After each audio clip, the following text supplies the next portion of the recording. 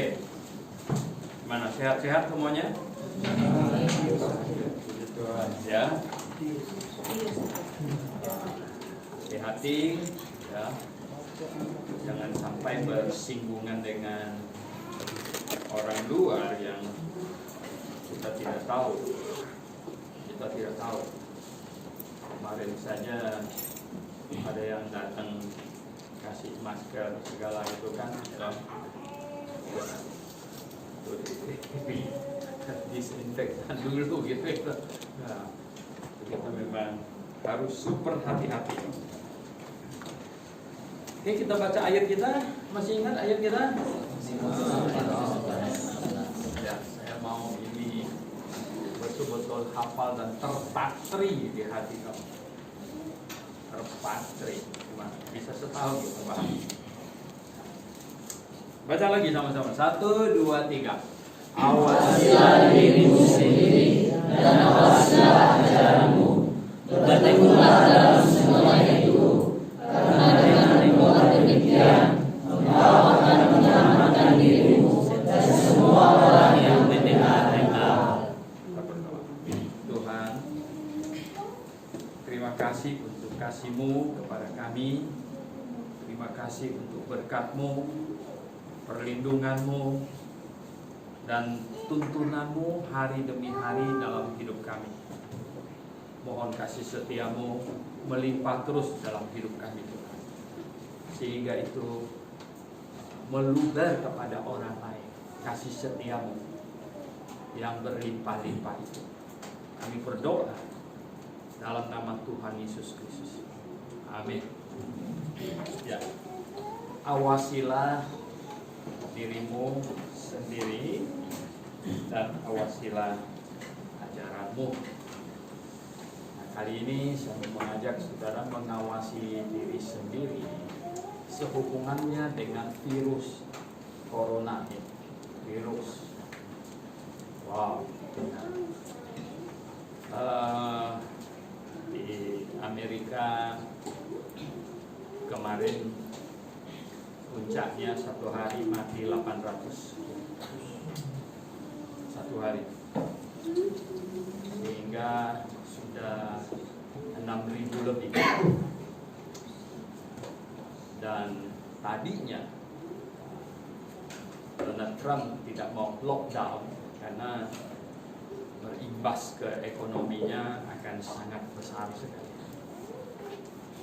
Karena orang Amerika itu sudah terbiasa dalam hidup mereka tidak menabung. Karena uang mereka dipakai habis, dapat minggu ini, pakai habis minggu ini, ya bayar asuransinya banyak. Ya, bayar asuransi kesehatan, asuransi rumah, asuransi mobil, asuransi segala macam asuransi. Kalau di sana mobil tidak diasuransi, nggak berani keluar. Karena kalau kamu terjadi kecelakaan karena kamu salah punya, wow, kalau orang itu patah kaki, kamu harus bayar. Seumur hidup nggak cukup ya, untuk membayar. Semua rumah kamu dijual ya, masih nggak cukup, dan kamu harus cicil bulanan ya. Coba bayangkan kalau di Indonesia masih begitu.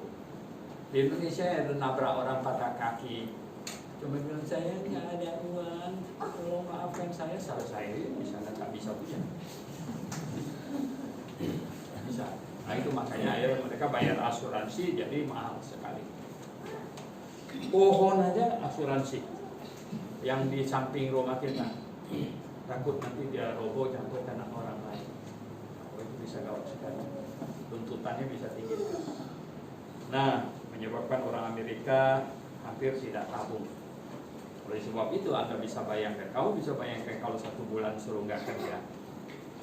Ya, oleh sebab itu akhirnya Trump mengucurkan $2 triliun untuk menanggulangi.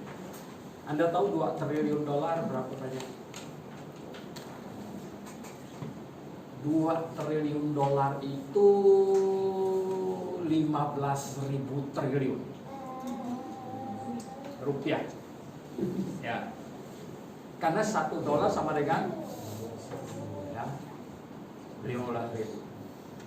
Jadi ya 1 triliun dolar itu sama dengan 15.000 triliun rupiah. Kamu tahu nggak uang Indonesia 1 tahun punya APBN cuma 2.500-an triliun. Ya. Berarti berapa kali budget tahunan Indonesia? Wah, saya membacanya ngeri sekali. Kenapa? Karena yang berhenti kerja dikasih $1.500. Kamu kalikan aja berapa banyak? Wow, habis-habisan. Nah, semua ini karena virus corona. Di Italia sudah hampir 10.000 orang meninggal. Hampir 10.000. Paling parah di Italia. Prancis sekarang sedang nyusul dan Spanyol. Jerman sudah agak tertahan. Di Indonesia sebenarnya katanya telah banyak, cuma nggak dicatat dengan benar. Masing-masing kuburin aja. Nah, sebenarnya, ya. Nah, oleh sebab itulah maka saya mau kalian hati-hati. Jangan ada satu orang pun orang asrama yang kena, betul nggak? Ya. Satu saja orang asrama kena, kita gawat besar. Kita gawat besar. Maka itu tempoh hari saya bilang, pulang ke asrama, jangan bersinggungan dengan orang, ya. Dan kemudian handle-nya itu penting. Ya. Kalau bisa sebulan dibuka di lap-lap dulu. Ya. Mengapa? Ternyata beredar ada banyak video orang jahat. Dia sudah kena corona, dia kepingin nularin orang lain. Ya, dia ludah-ludahin itu tombol lift itu. Macam-macam.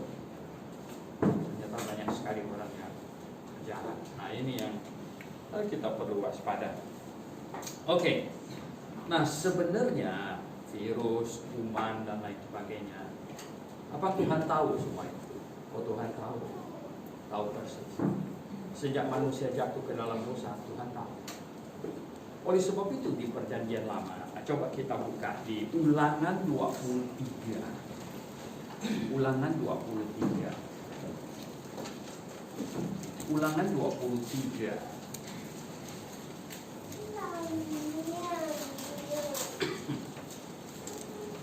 Ulangan 23 ayat 12-13. Ulangan 23 ayat 12-13. Kita baca sama-sama. 1, 2, 3.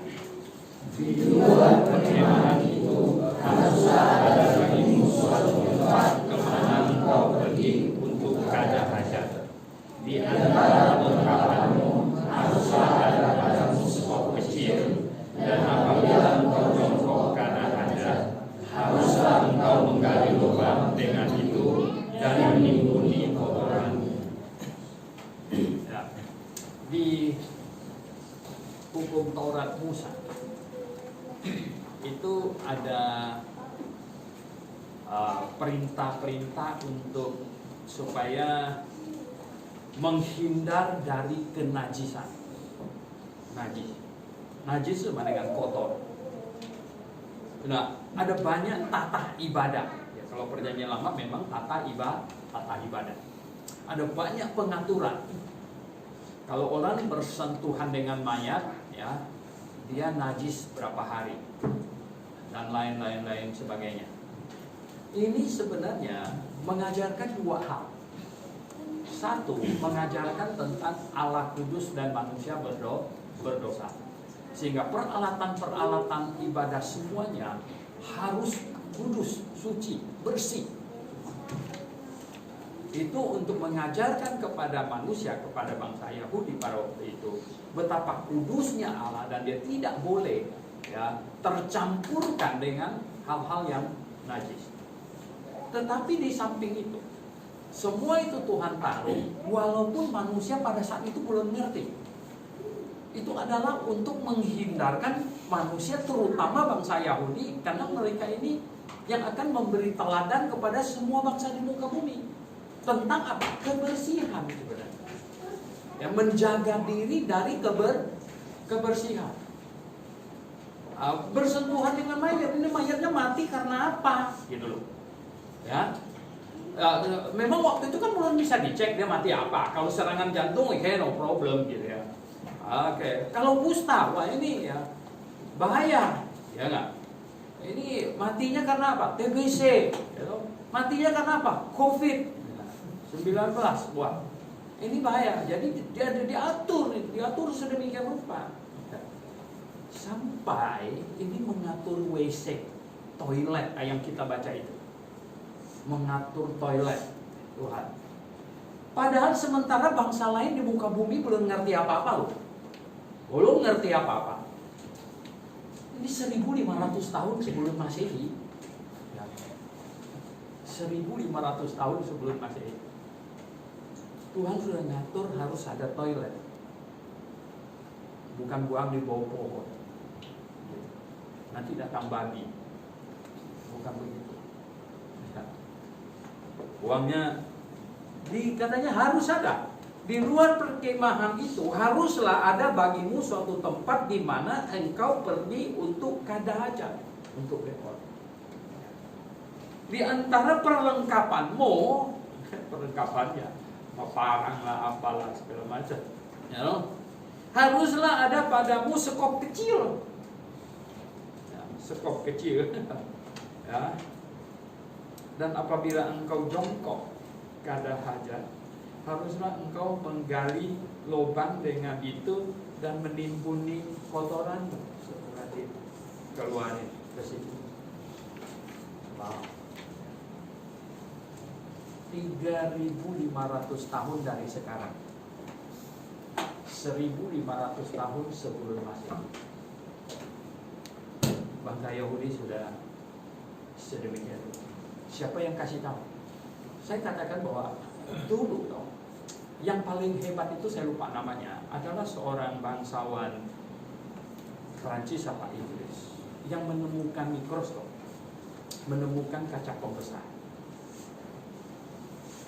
Itu kemajuan luar biasa dalam kesehatan. Kenapa? Pada waktu dia temukan kaca pembesar itu, ternyata kok banyak yang nggak kelihatan pakai mata ini, ya loh. Sekali dilihat pakai itu kaget. Ya loh. Ternyata ada banyak makhluk kecil-kecil gitu yang tidak terlihat oleh mata manusia, bisa terlihat dari itu. Nah, itu kemajuan. Akhirnya ya, pembuatan mikroskop itu dipercanggih sehingga apa? Bisa 100 kali lebih besar, 1000 kali lebih besar, sehingga ya virus yang kecil-kecil semua terlihat. Saudara yang saya kasih dalam Tuhan, sejak itu manusia tahu sebenarnya ada banyak kuman, banyak virus. Tapi Tuhan tahu duluan. Tuhan tahu duluan. Karena Tuhan yang menciptakan manusia dan segala. Oleh sebab itu Tuhan ajarkan kepada manusia tentang kebersihan. Nah, mengawasi diri sendiri. Dan saya mau ya, sekarang seluruh dunia berkata bahwa our way of life changing now. Gaya hidup, jalan hidup kita sekarang ini berubah di Amerika. Virus ini membawa pendidikan besar untuk kebersihan. Ya, pendidikan besar sekali untuk kebersihan. Padahal sampai Perang Dunia Kedua itu 1940, manusia masih belum tahu perlu septic tank. Kotoran dibuang dalam tanah, belum tahu. Pasukan Jerman dengan pasukan Inggris di dekat Arab di sana. Dulu pertempuran pernah sangat dahsyat, itu adalah di wilayah Bulun itu. Iran itu pernah menjadi sentral ya, di mana 3 presiden besar PM1 ya Rusia, ya, itu ya, Amerika dan Inggris membuat pertemuan rahasia di kota Teheran. Ya, jadi pernah ditempatkan pasukan Inggris yang begitu besar di situ berhadapan dengan pasukan Jerman yang begitu besar.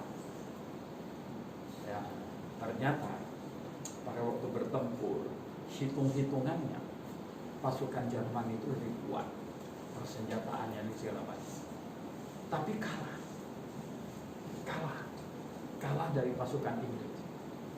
Nah, setelah lewat baru dipelajari sebenarnya letak rahasianya kenapa pasukan Inggris yang hitungan militernya tidak sehebat militer Jerman kok bisa menang. Ternyata berkat seorang jenderalnya yang sangat rapi dan bersih. Orangnya suka bersih, suka bersih. Karena dia suka bersih, kamu bisa bayangkan pasukan yang puluhan ribu kalau dia berak sembarangan apa jadinya? Jangan. Oh, dia bilang nggak boleh begitu, nggak boleh. Dia ambil peti sabun, ya, dia buka papan di tengahnya, dan ditempatkan banyak, ya, dan ditutup dengan karung doni.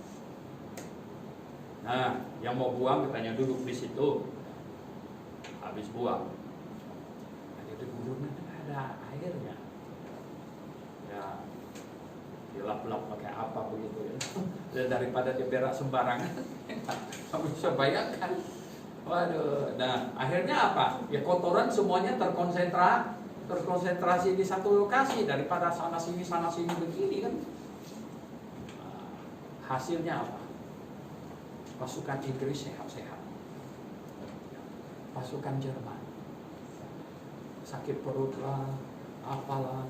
Wah, pada waktu sekali ya mulai bertempur, jangankan mau bawa senjatanya yang berat-berat, ranselnya yang puluhan kilo, badan dia aja nggak bisa bangun. Ya, itulah menyebabkan kekalahan, kehancuran. Nah, saudara yang saya kasih dalam Tuhan, jenderal yang sangat rapi dan bersih itu patut ditiru oleh hamba Tuhan. Betul nggak? Mahasiswa teologi yang suka bersih, rapi. Memalukan dengar mahasiswa pakaiannya direndam sampai berhari-hari, berminggu di asrama. Wah, nah itu ya, kita harus suka bersih, suka bersih.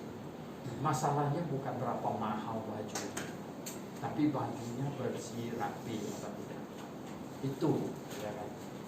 Nah, inilah ya, kita harus tampak bersih, rapi, ya, semuanya. Ya, termasuk giginya segala macam, ya nggak?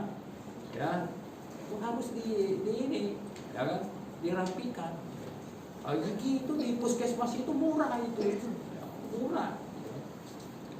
Ya nggak? Sikatnya yang benar, gitu. Nah, ini nggak masuk siapa-siapa, ya semuanya, betul nggak? Ya. Lo kalau kamu ngomong dengan orang-orang yang mundur terus bagaimana? Gimana mau nginjil lagi, betul nggak? Waduh, ya kata-katanya ini gimana ini ya? Waduh, saya pernah bilang sama si Mus, bang gila orang itu 1 meter aja gua nggak tahan juga. Bagaimana itu ya? Saya selalu bilang sama si Mus, kalau saya bau kamu harus kasih tahu, ya nggak? Kamu yang paling dekat dengan saya, kamu yang harus kasih tahu, saya bilang, ya toh. Jangan sampai orang main kamu mundur-mundur. Saya kan jadi nggak enak begitu ya nggak? Ini ya, jadi ini hati-hati nih, kalian diperhatikan itu betul-betul diperhatikan. Bagaimana kamu mau nginjil orang, dia ngelak melulu gitu ya kan? Kayak mau dihujanin apa begitu. Apalagi sekarang COVID lagi ya. Andai kata ini sudah lewat lah, COVID sudah lewat. Nah ini penting sekali. Jadi harus bersih, rapi mengatur diri. Nah, gigi segala macam, ya rapi, baju semuanya. Nah, hidup bersih. Hidup bersih. Nih, awasilah dirimu. Awasi apa? Lalu bagaimana kita mau ngawasin orang lain lagi, diri kita sendiri kotor ini minta ampun gitu ya enggak? Kamu bisa bayangkan, bajunya enggak cuci-cuci, sampai orang di sampingnya, kok bawa apa ini ya? Enggak tahu bajunya. Waduh, ini dia ya. Ini nggak bisa begitu ya. Karena kita apa? Kita ini orang yang melayani orang, dekat dengan orang, berhubungan dengan orang ini, berhubungan dengan orang. Nah, karena kita berhubungan dengan orang, kita mau ya orang tidak merasa sedikit pun takut gitu dekat dengan kita. Tidak ada. Kita rapi gitu, enak. Nah, orangnya merasa ya bagus begitu. Ya, jadi ini penting. Nah, ini masalah kebersihan. Kita lihat bangsa Yahudi sedemikian rupa. Dia bangsa yang Tuhan taruh sebagai teladan. Waktu masa tiang penopang dan dasar kebenaran dari Musa sampai Yohanes Pembaptis. Semua bangsa harus lihat ke situ. Sebenarnya, nah, itu akan jadi satu teladan yang baik, pedoman yang baik. Nah, kita sekarang ini apa? Ya, sekarang tiang penopang dan dasar kebenaran bukan lagi bangsa Yahudi, bukan. Tapi apa? Jemaat lokal. Nah, jemaat lokal dipimpin sama siapa? Dipimpin sama penginjilnya, yang gembalanya, ya, yang katanya kita nggak bisa dekat dia yang semeter juga nggak tahan begitu. Bagaimana? Wah, ini nggak bisa begitu. Ya, nah, kita harus ini ya, harus benar-benar ya. Ini Pak Timotius tuh pernah naik pesawat sampai bilang kepada pramugarinya itu, minta tolong pindah kalau bisa. Pramugari tanya kenapa? Yang sebelah saya terlalu bau.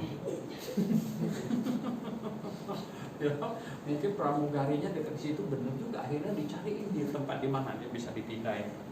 Orang Jepang katanya, bau sekali, nggak tahu kenapa dia bisa bau begitu. Saudara yang saya kasih dalam Tuhan, betapa malunya dan tidak enaknya ya. Apalagi kita duduk di pesawat begitu dekat sekali lagi ya. Wah, aja orang ngomong lagi mundur sampai orang mau keluar pesawat nanti. Wah, tak bisa gitu. Saudara yang saya kasih dalam Tuhan, oleh sebab itu apa? Katanya di sini apa? Ya, awasilah di dirimu, awasilah dirimu. Jadi diri sendiri, jaga kebersihan. Dengan kamu jaga kebersihan kamu, ya biasakan. Di RBC saya sering kali itu, kalau saya lihat piringnya, waduh saya bilang, itu ya tuh cucinya belum benar nih kan. Panggil Putu Birah, lihat ini cucinya belum benar. Ya lihat tuh, dia punya apa? Masa dia punya nasi bekaratnya itu yang masih lengket kan berarti nggak benar gitu ya, nah, cucinya itu. Padahal apa? Oh, kita ini institusi apa? Kita ini hamba-hamba Tuhan yang mengajar orang lain, lu mengajar firman, ya kan? Mengajar doktrin. Ya, tapi sekarang hal sepele gitu, kesehatan gimana gitu, ya kebersihan kita gimana, gitu loh. Ya, aduh. Waktu saya pergi ke satu daerah, saya bilang saya sampai di situ ya. Saya sampai sebenarnya saya mau kasih mamanya uang punya ya. Dalam hati saya sampai situ mau kasih uang sama mamanya. Tapi sampai di rumahnya saya kebelit mau kencing sekali ya. Saya tanya di mana WC, nggak ada WC. Waduh. Akhirnya saya tahan terus, saya cepat pergi gitu. Supaya kencing di bawah pohon setelah beberapa meter perjalanan mobil gitu loh. Ya naik mobil gitu.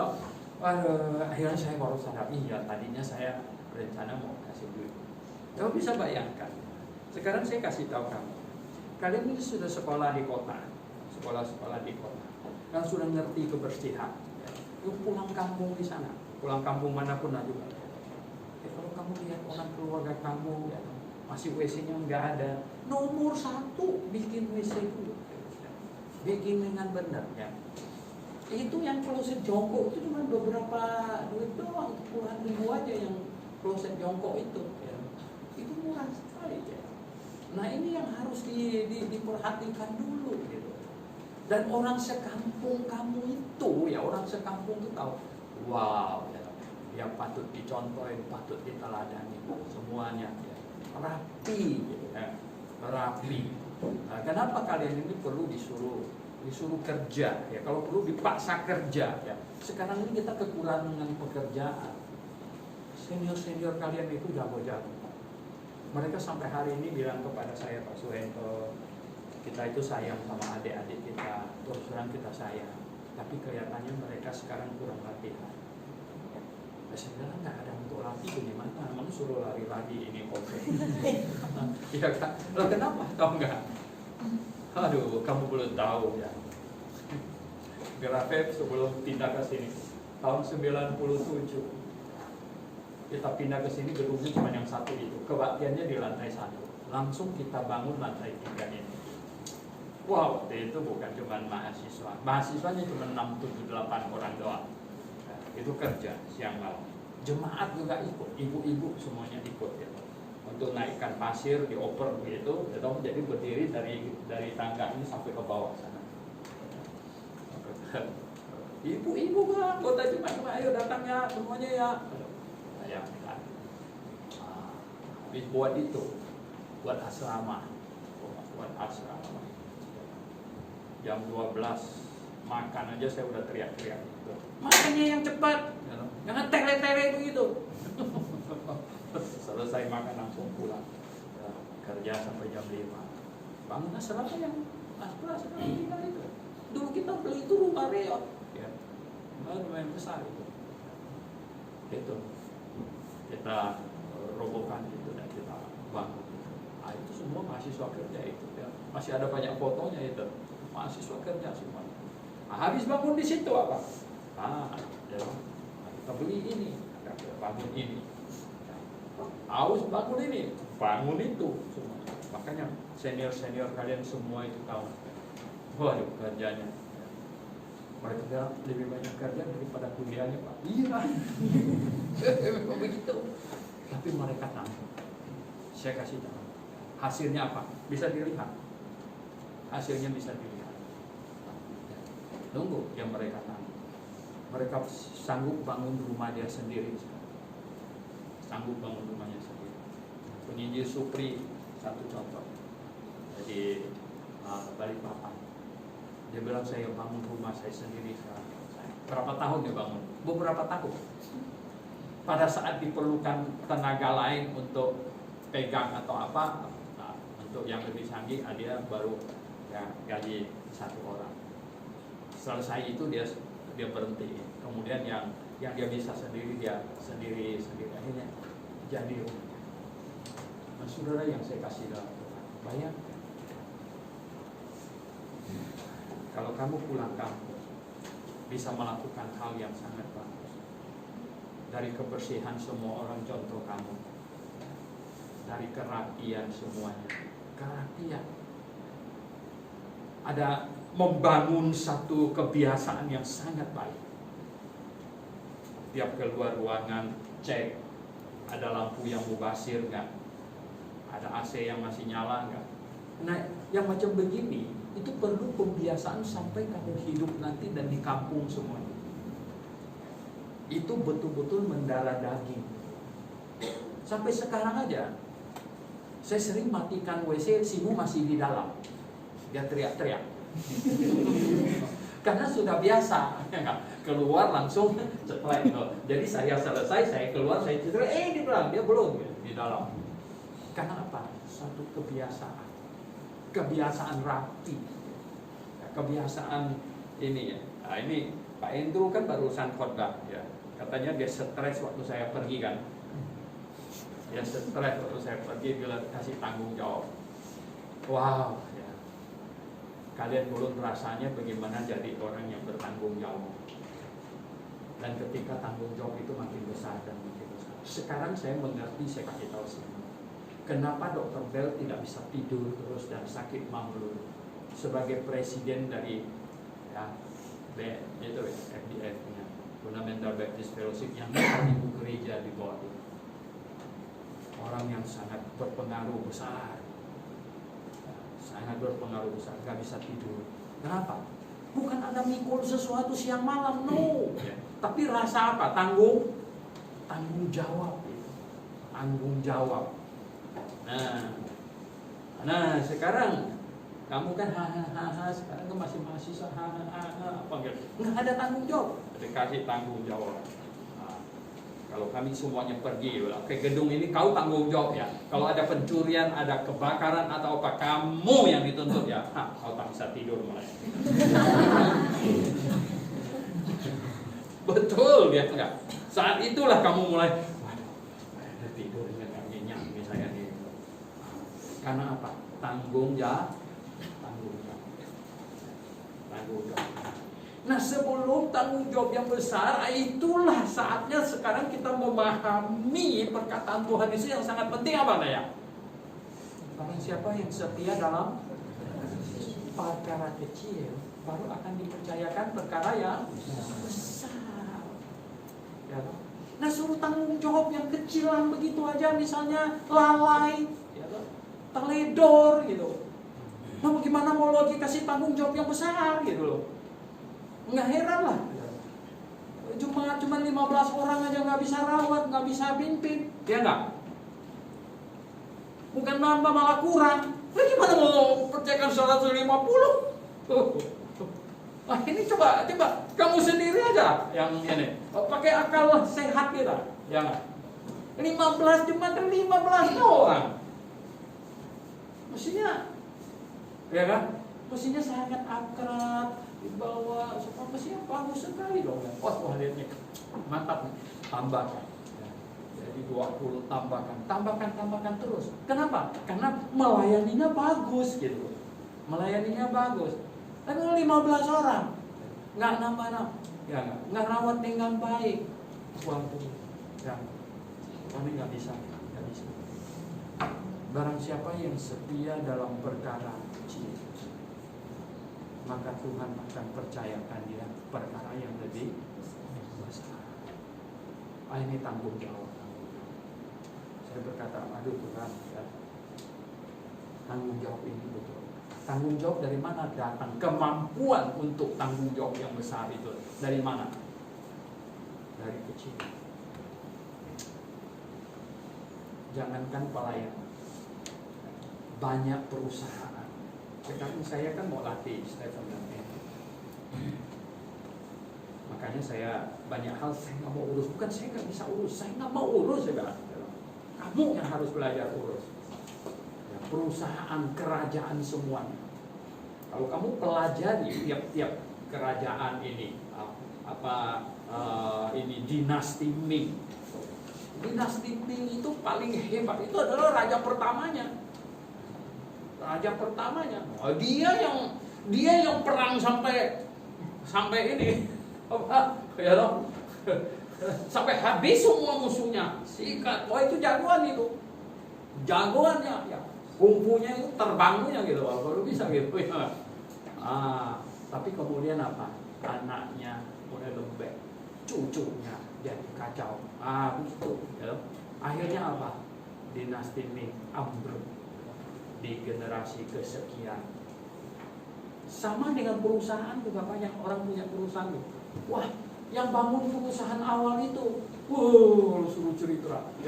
Itu bapak yang bangun Matahari Department Store itu, kamu tanya itu. Nah, yang bangun Lipo Group besar itu ya, Mukhtar Riyadi. Jagoan itu.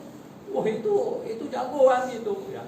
Semuanya mereka tuh jagoan itu ya, jagoan pebisnis yang otaknya brilian itu. Nah, kalau di regenerasi ya, yang muda ini nggak belajar. Ternyata ternyata guru yang paling hebat itu adalah apa? Ya, pengalaman, kesusahan, ya, latihan di lapangan. Itu lebih dari apa? Oleh sebab itu kamu harus melatih diri, awasi diri, pelajari segala hal. Hari ini kita fokusnya apa? Kebersihan, kesehatan. Kebersihan, kesehatan itu adalah dua hal yang bergandengan. kalau tidak bersih nggak bisa sehat. Kalau mau sehat harus bersih, harus membiasakan diri bersih.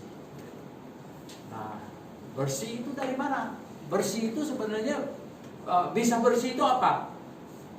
Dari segala sesuatu yang bekas itu di human waste, ya, yang buangan manusia, baik kencing maupun taiknya, ya, keringatnya segala. Kenapa baju kita bau, tahu nggak apa?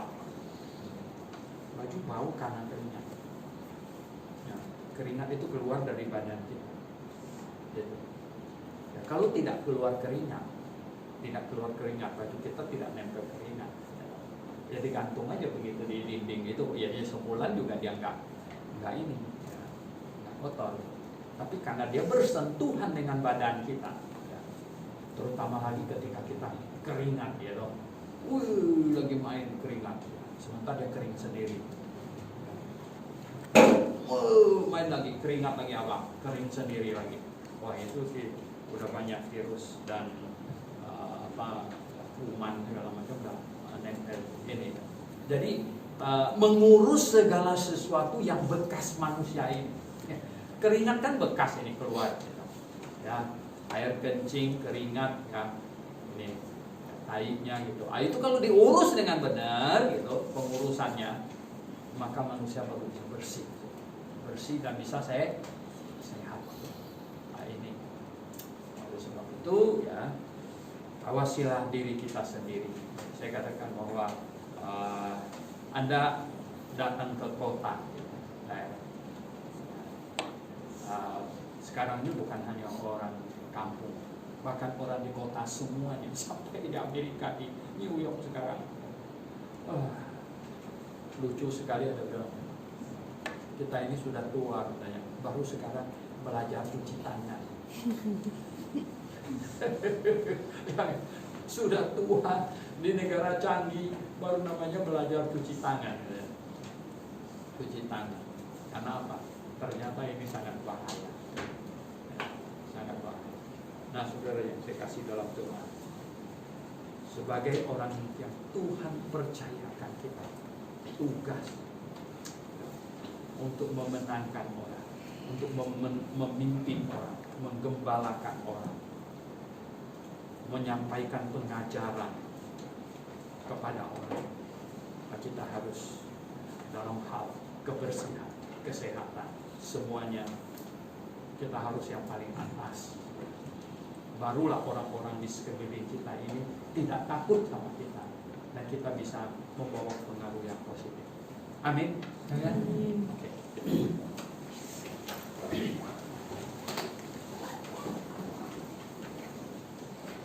Pak Yunus, silakan tutup. Kita Bapa di surga, bersyukur terima kasih atas pimpinanmu dan firman Tuhan yang sampaikan kepada kami untuk menasihati kami dengan kebersihan semuanya dan hati kita lakukan kaki pimpin memberi kami hikmat untuk mengajari Tuhan. Terima kasih Bapa di surga, semuanya kami sedang tanganmu di dalam nama Tuhan Yesus syukur dan berdoa. Amin. Amin. Oke.